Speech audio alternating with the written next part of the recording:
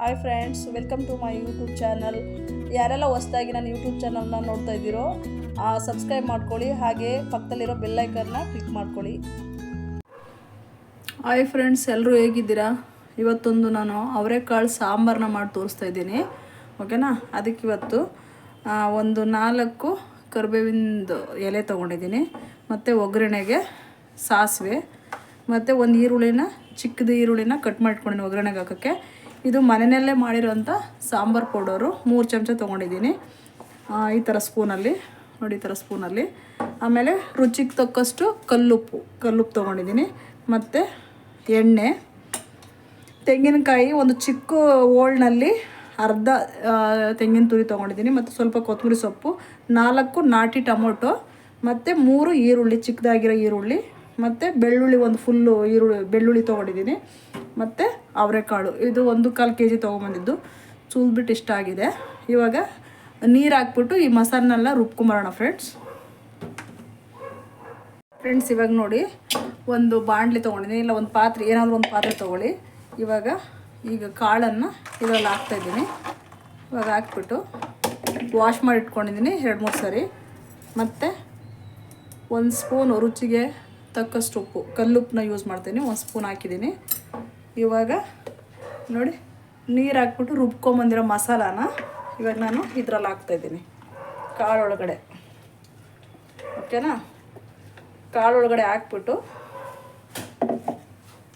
ಸ್ವಲ್ಪ ನೀರನ್ನ ಹಾಕ್ಬಿಟ್ಟು ಇದರಲ್ಲಿ ಈ ಥರ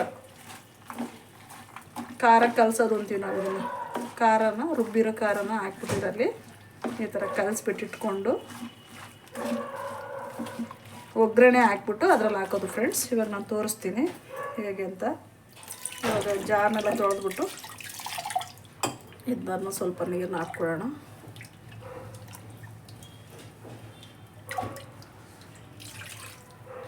ಈ ಥರ ಚೆನ್ನಾಗಿ ಜಾರ್ ತೊಳೆದ್ಬಿಟ್ಟು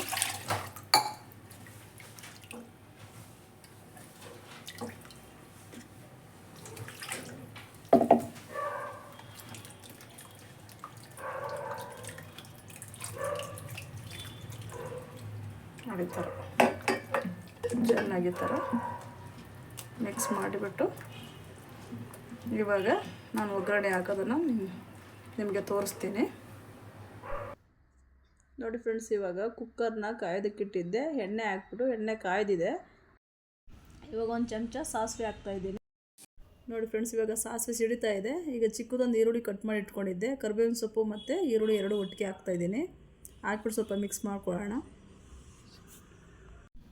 ನೋಡಿ ಫ್ರೆಂಡ್ಸ್. ಇವಾಗ ಉಪ್ಪು ಹಾಕ್ಬಿಟ್ಟು ಕಾಳನ್ನು ಖಾರ ಕಲಸಿಟ್ಕೊಂಡಿದ್ದೆ ಈ ಒಗ್ಗರಣೆ ಒಳಗಡೆ ಹಾಕ್ತಾಯಿದ್ದೀನಿ. ಹಾಕ್ಬಿಟ್ಟು ಒಂದು ಮಿಕ್ಸ್ ಕೊಡೋಣ.